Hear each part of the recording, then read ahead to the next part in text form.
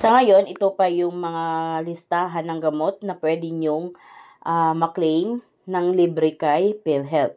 So, ito yung supportive or other therapy. Ayan, so ito yung mga list of gamot na pwede nyong maklaim ng libre. Next naman is, ito naman yung para sa anti-thrombotics, anti-asthma and COPD, anti-diabetics, at saka anti-dyslipidemia. Para naman sa mga high blood, ayan, anti-hypertensive and cardiology. Madami kayong mapagpipilian sa mga high blood dyan. Madaming list of gamot na pwede ninyong maklaim or kung ano man yung reseta ng doktor ninyo. Ayan, marami tayong mapagpipilian dyan. Dito naman sa nervous system, isa lang, gabapentin. Ayan. Next naman is the anti-infection. So, sobrang dami ding mga mapagpipilian ninyong gamot na naandito. So, nakaganda dito, ito ay libre lahat basta kayo ay may reseta galing sa doktor through your PhilHealth Yakap. So, ngayon, paano nga ba kayo makakuha ng libreng gamot sa PhilHealth? Paano makakuha? So, guys, kailangan may reseta kayo galing sa doktor. Hindi pwedeng wala kayong reseta at diretso lang kayong mag-claim ng free na gamot. So, may mga accredited din silang mga pharmacy. Kung kaya dapat magpagkonsulta muna kayo bago kayo makakuha dito. Dako na tayo dun nga sa PhilHealth Gamot Program.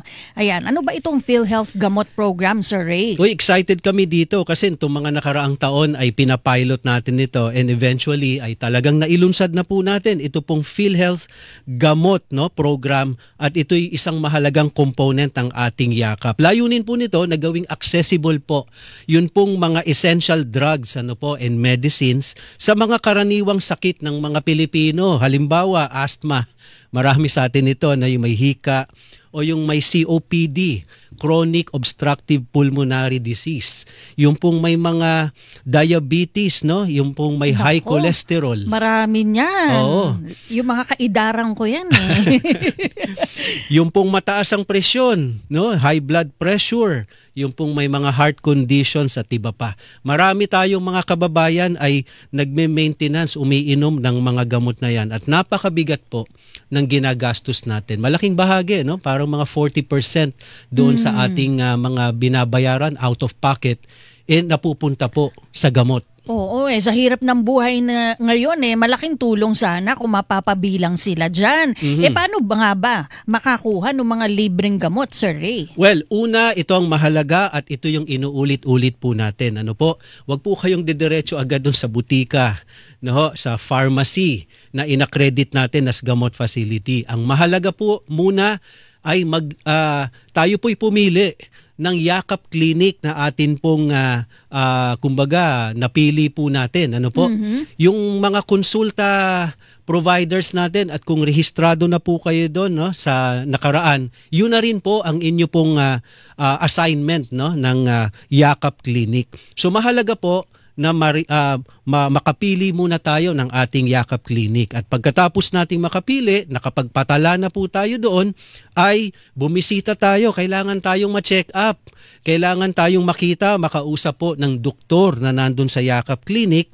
Nang sa gayon ay ma-assess po nila yung atin pong condition. Ano po ba yung ating lagay ng kalusugan. At doon po malalaman kung tayo po ay merong pangangailangan sa gamot. Ayun. So, hindi pwedeng, ay matagal ko nang iniinom ito. Dapat kasali na ito dun sa gamot program. So, hindi ganon. Kasama yun sa tanong ng mga kababayan natin. Kasi bawa, may hawak na akong reseta ngayon. Oo. Pwede ko na bang dalhin yan?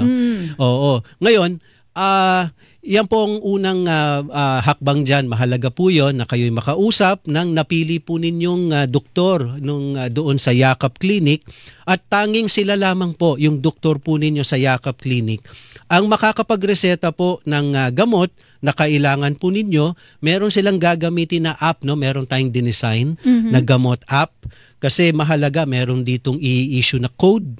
May QR code din, at pagkatapos ito yung dadalhin doon po, no, yung prescription dadalhin po doon sa butika na accredited din po natin, at doon po ay ma-verify po ng butika kung talagang inisyuhan nga kayo ng reseta. Yun yung code na sinasabi natin. At kung talagang na-confirm na yan, saka po i-release sa inyo yung gamot na nireseta po sa inyo. Okay, meron bang partikular na botika, Sir Ray, kung saan lang pwedeng kumuha ng gamot yung mga benepisyaryo ng PhilHealth gamot? Meron, Ma'am Cathy, no? Meron lamang tayong itinatalaga, ang tawag natin doon, ina-accredit natin na mga butika, ang tawag natin sa kanila ay gamot facilities, no? At doon po lamang ninyo dadalhin yung ibinigay sa inyong reseta ng inyong doktor sa Yakap Clinic. Malalaman nyo po na sila ay accredited gamot facility kasi ire-require natin sila na meron po silang signage, no?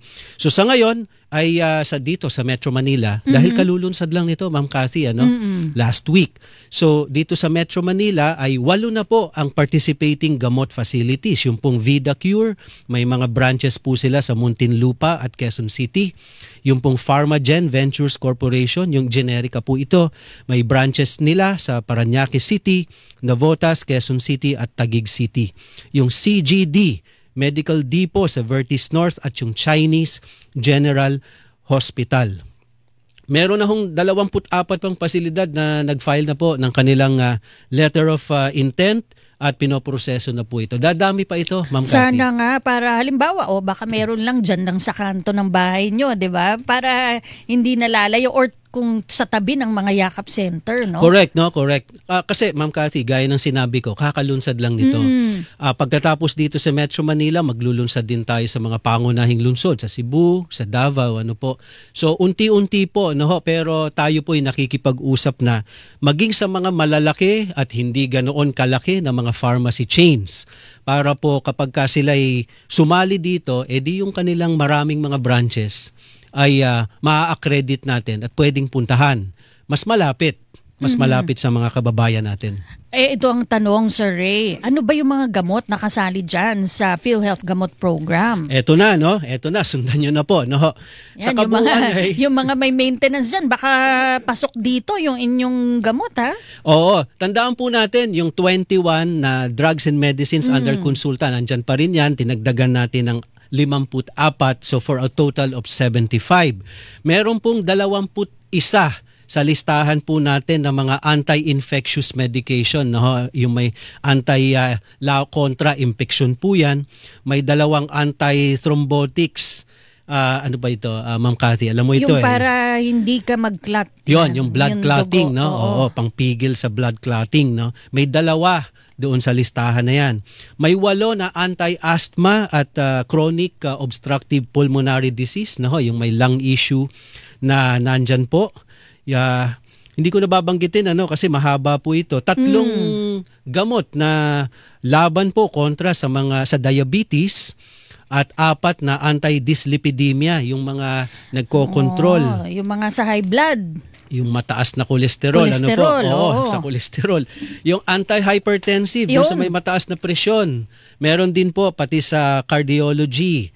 At meron tayong isang nervous system medication at 18 na supportive and other therapy na mga gamot. Siyempre, pasok na dyan yung usual paracetamol. Sa mga lagnat, ganyan. At iba pa. So, for a total of 75 po yan na mga gamot. Sir Ray, yung mga halimbawa na confine ng isang pasyente, yung mga gamot ba na gagamitin niya habang naka-confine o ay ito ba'y kasama dyan o yung outpatient lang ba? Oo, outpatient ito no. Kasi itong gamot, ang ibig sabihin nito, acronym ito no, Guaranteed and Accessible Medication, no. on an outpatient treatment, no? So talagang pagka naka-confine, iba po 'yon, hindi 'yon kasama. Ayun. Oo, so tanging yung mga gamot po na nireseta po sa inyo ng inyo pong doktor sa Yakap Clinic na napili po ninyo, yun po ang kasama po dito po sa programang gamot. Halimbawa, ito nga, naresetahan na siya nung doktor sa Yakap Clinic, tapos pumunta siya dun sa mga butika na miyembro ng gamot program. Pwede ba niyang sabihin na, matagal ko namang iinumin yan, maintenance nga, pwede bang kunin ko na yung pang 1 taon para hindi na ako pabalik-balik? Okay, good question, Ma'am Cathy. So, ang doktor po sa Yakap Clinic, maaari po silang magreseta po ng maintenance drugs, no, na hanggang 3 buwan yung pwede nilang ireseta. So, ito po yung ibibigay natin sa butika, yung reseta, kada po pagpunta. Pero yung nire-release po usually yung pang 1 buwan lang. Oo, kasi baka mamaya ibenta naman yung iba. Oo, dapat yun para nga sa kanya yun Oo, baka no? So, mamaya meron na siyang sariling butika rin. Resetahan sila hanggang 3 buwan, pero po ang i-release lang po ng butika yung pang 1 buwan na supply. Pero wag po kayong mag-aalala kasi mananatili naman po valid yung ibinigay pong reseta po sa inyo ng inyong doktor sa Yakap Clinic at maaari po kayong bumalik doon sa butika para po i-claim na yung balanse batay dun sa natitira pa ho, no? So tandaan po, mahalaga po yung follow-up check-up sa Yakap Clinic para matiyak po maayos po yung kondisyon po ng pasyente.